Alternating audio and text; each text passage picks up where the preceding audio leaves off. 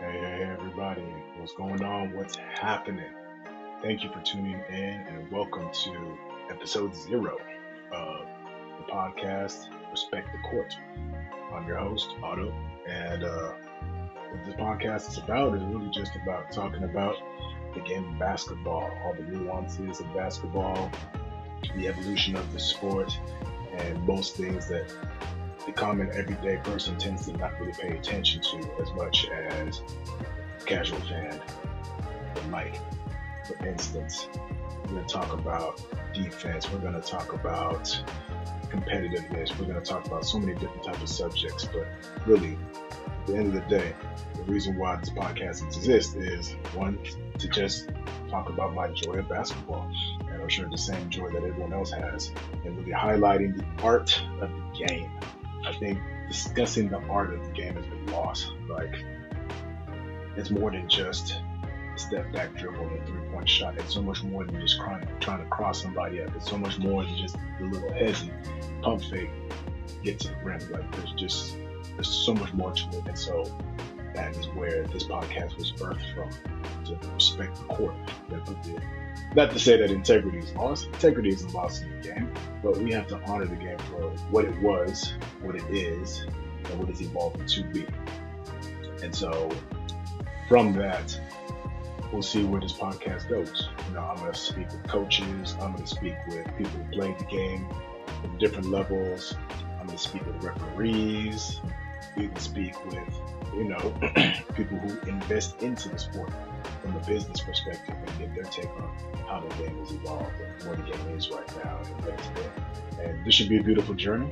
We'll see where this goes. I have no idea. It could be one fan that tunes in every week. I'll appreciate that as much as, 100,000. But at the end of the day, it's really about respecting the art of this beautiful game that we all love to watch called basketball. So just a little bit on me. You figure, why do you need to listen to me in the first place? I'm not here to say that I am an expert above experts, but I feel that I've played the game enough, I've observed the game enough to get my take on it. And if you agree with it, great. If you don't agree with it, it's great too. I'm not here to bash on anybody. I'm just here to speak my piece. But I've been playing ball since I was 8, 9 years old. Started playing ball in the 80s. I'm an 80s baby, early 80s baby, and probably figure out how old I am by saying early 80s. But yeah, I first touched the basketball, started playing dribbling when I was 8, 9 years old, and yeah, I thought it was amazing trying to do moves and just trying to figure out what to do with this thing. Put it in the hoop, find different ways of hitting it off the backboard to go into the hoop. Of course, when you're young, you're just trying to heave as much as you can to get the ball into the hoop. But it all started off from there. And, you're playing with your friends, elementary school. Some people knew a little bit more than I did, but it was just fun to be out there, to be carefree and to, understand what this game is about more so than, elementary school, Foursquare, more so than whatever else we were doing in elementary school. There was a little bit of football and baseball, but it was cool. I didn't mind it, but for whatever reason, I just gravitated more to basketball. Now, as I got a little bit older, you play on the playgrounds, you played at your school, the parks, did rec leagues, things like that, and always had a knack for just understanding the game from a tactical level. You want to do all the fun stuff, right? You want to do like the crossovers. You wanted to jump and fly through the air and do all the fun, whimsical, out of this world stuff that you saw the pros doing, but you always wanted to see the game from like, all right, how we gonna get past this person? How we gonna get past this team? Like, what do we need to do to shut somebody down or this entire team down? And that was always fun. And just to learn the game from that, like really get into the fundamentals and the basics of how I really want to attack it. Kind of like how Kobe did the details with ESPN. I loved that because here's a man who understood the craft, understood how we're supposed to break down the game. And the thing that always stuck out to me was the time that he did a talk when he was breaking down how he played against Kevin Durant. And I was like, who else have I ever seen break down how they play against somebody, knowing their knacks, knowing their tells, knowing just even the way they hold the ball, what they may or may not do. I was like, this is amazing. Of course, this is many years later. Anyway, But yeah, we don't talk about that enough, right? Like that, there's the art of the game right there. And then yeah, I love playing on hoops that had like chain link nets, rip nets. Y'all remember those chain link nets? Ching, it was just when you hit that three, it was nice. Or you just step back on somebody and hit that fadeaway, it was beautiful. Rip nets, I didn't care. No net, whatever. As long as we're out there playing, as long as we're hustling, having a good time, that's all that really mattered. And I wasn't the one to try to dunk on the chain link net. I'm like, nah, man, I ain't ripping my hand up like that. But yeah, I didn't care. As long as there was something there, as long as it was a hoop and a ball, a good group of people, it didn't matter. Then of course you get into middle school, high school. I played in middle school, played in high school, played at the college level. No, I did intramurals, played against D1 players, and that was fun. Everyone always talks about how they can beat an NBA player, like, oh, I can do that. You think you're cool until you play against a Division I college student, and you're a college student too, and then you realize there really is levels to this mess. Like, you're okay. These guys you're playing against, they're better than okay. And you're like, yeah, see, that's why we're on the team. I never tried out, not because I couldn't hang, but just, I just had other aspirations. There ain't nothing wrong with that, because I still continue to play. Still played for many, many years, many decades after that. And still love the game. Even to this day, I'm in my 40s, and when I get a chance to, I don't play as much, but I'm out there. Whether it's at the Y, whether it's at 24-hour, I just, to have that moment of just seeing what you do. And you're always a student of the game. You're always learning. You're always trying to figure out. You're always trying to improve what can be improved. So I got to say, my favorite era, of course, 90s basketball, because that's the era that I really first started watching basketball and really getting in tune with it. So of course, 90s. So, the people you see the most are going to be your Michael Jordans, right? The Clyde Drexlers. So we're talking 91, 92. I mean, we're talking about young Gary Payton. Talking about young Jason Kidd. I would watch Andre Miller. He was one of my favorite point guards because of the way he played, and he was just so tactical with the ball, where he wanted to get to his spots. It was great. I remember watching, although this was probably later in the 90s, Ty Lawson. Of course, you'd watch your Larry Birds, your Magic Johnsons. I love watching Vernon Maxwell, Hakeem Olajuwon, David Robinson, all of these guys. I mean, of course, I can name all of the big stars. And, of course, they're going through great role players. Like, look, I'm from the Bay, grew up in the Bay, so of course, we want to root for the Golden State Warriors. Always want to root for the Dubs. But, during the 90s, you had TMC, which was great. But after that, before that, listen, it was trash.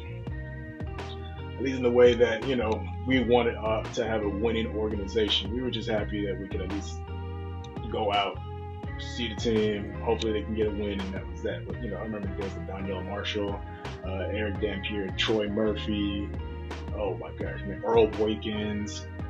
I mean, hell, I remember we had John Starks on the team for a little while. It was just crazy times. Antoine Jameson, Latrell Sprewell, Chris Webber, having all those players on there. Marshall Lunas, we had him as well. I mean, of course, there were so many great players. I can't name all of them off the top of my head, but that was 90s basketball. Of course, you had the 2000s, the early 2000s, where Kobe was coming into his own. You had T-Mac, AI, Steve Francis, Stephon Marbury. I mean, gosh, there's so many people. Of course, it was Pippen. There was Glenn Rice. I always enjoyed Glenn Rice. And, someone who's a really fun player of mine, I enjoyed Sam Perkins. Like, I don't know what it was about Sam Perkins' game, but I enjoyed it. Grandmama, really loved it. I mean, I can go on and on about that era of basketball, but I just enjoyed sitting there on Sundays after church and being able to just watch a game. I didn't watch it too much during the week. I had things to do. But if I was able to, I'm there watching it. And it was just, man, it was fire. I miss those days. Do I say I want to go back to it? Well, yes and no, right? Because there were elements of the game that you enjoyed. You enjoyed the physicality. I think the play styles then were more varied as it is now.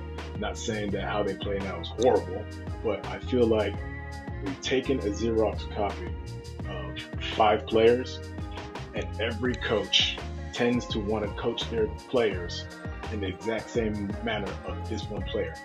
These NBA players start to copy these 5 or 6 players, and then you lose the originality, right? No one's out there thinking of like, okay, yes, I can do behind the back, through the legs, do, 1, 2, step back. But everyone's doing that now, right? And again, I'm not saying that's a horrible thing, but you start noticing that the game isn't as creative as it used to be. Like, you had different type of play styles, right? You had slashers, like guys who just like, give me the ball, I'll find a way to weave in and out of the defense to get to the hoop. Power players. I was never big enough to be a power player, but you had to respect their game, because these were the type of guys who would come through. They were like 6'7", in some cases 6'8", 6'9", Neiman Rock within the paint, and they're gonna do work. They're gonna do business. And some people would say, well, I mean, that was back then. That was old and slow. But like, I think a lot of people don't understand that post play. You had a really good post player. Like, one, you had to deal with the banging, you had to deal with the physicality, and you had to be skilled. Like, there's different skill sets in the post, like being able to have good footwork, being able to be at the right angle to get the ball and to close out your defender. And as a defender, being able to stand your ground, push the guy out of the post, get him uncomfortable so he doesn't do the movement he wants to do. But those were great ways to play style. You had the mid-range shooters, right? Like I mentioned, Glenn Rice, Glenn Robinson, incredible mid-range shooters. Originally had the 3, but he was a decent mid-range shooter as well. And I think there is a lost art in terms of mid-range shooting. Now Booker T's bringing it. I said Booker T. I lost my mind with that one. I said Devin Booker, wrong sport. Devin Booker, I see for sure, is sticking to the mid-range. He has a great mid-range shot. He can shoot the 3, but I love the fact that, it's a big court. There's different areas of the court you can get to. And you're more deadly, you're more efficient, and you're difficult to guard if you can do more than just one thing. So bring the mid-range back. There's nothing wrong with that. Enforcers. I love enforcers. Because you need somebody who's going to be the intimidator. You need to be the person who's not necessarily the bully, but somebody who's going to help set the tone. Right? Like, nah, you're not going to beat up on our star player. Or, nah, I'm not going to be the one who's going to let you get 10, 15 rebounds. Or if you do, it's going to be the hardest 10, 15 rebounds you work for tonight. So I love that. Love that kind of play style. And then your defensive specialist, I like to call them, I'm sure other people did, your lockdown defenders, your pickpocketers, like those who would just study how someone would dribble, their rhythm, their sway, how they would step. And of course, you're not going to steal the ball all the time, but at least you were able to have the ability to know when to have that move or how to counter a counter move and still either stop them from getting to where they want to go or just, ripping the rock from them. That just, people need to take the time to put emphasis on that, right? Like, everyone doesn't need to be an offensive player. And I think it's a shame that nowadays, especially at the professional level, all 5 people are expected to either shoot the 3, be able to score one way or another. I'm like, well, there was a time when, if you had 2, maybe 3 good shooters, the rest of the team on the floor do something. And basketball is more than just shooting and specializing in shooting as it's now become nowadays. Not hating on it, but I'm just saying it's just a different era. And player movement, you ever play on a good team and everyone's passing the ball like hot potato? They're passing the ball like it's a disease, like it's sickness you want to get away from. And but you're moving in such a way where there's a rhythm, there's a preciseness, and everyone's getting their shots. Everyone's in unison. It's truly like one organism coming together and really thinking. And that's beautiful to watch. Like, love seeing block shots, like people really digging in. Not necessarily chase down block, but like, I'm blocking your shot, I'm blocking your layup. And seeing how that can change the momentum of a game just like that. One of the best blocks we've ever seen, the one chase down block from LeBron, right? On Iguodala, that changed everything. If that block never happened, who knows? History would have rewritten itself for sure. And of course, the physical defense, right? Like, nowadays, I feel that the offense is just letting people do whatever they want to do. Like, you got to get in someone's face. Some of that is the rule changes. Some of that is the referee not allowing defenses to, play hard-nosed, smash mouth, as they used to say in basketball. Like, yeah, make someone a little uncomfortable. Like, you're supposed to be good on that, but show me that you're that good. Like, yeah, I might push you a little bit. Yeah, I might get up under your skin, but it's all part of the game. I'm not doing it in a way to disrespect you, but I'm doing it in a way to let you know that, hey, I'm here, and I'm gonna make sure this is not gonna be an easy night for you.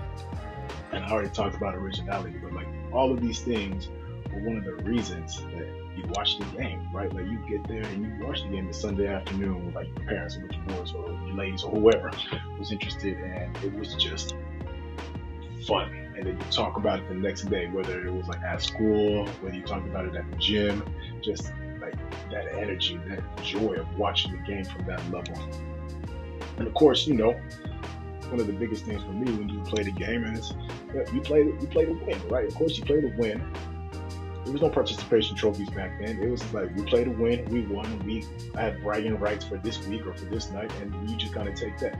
That's how legends were made, was because at some point you just showed the skill sets that you had. You showed how good your team was, or just how phenomenal you guys were able to just do the things that you were able to do on the playground.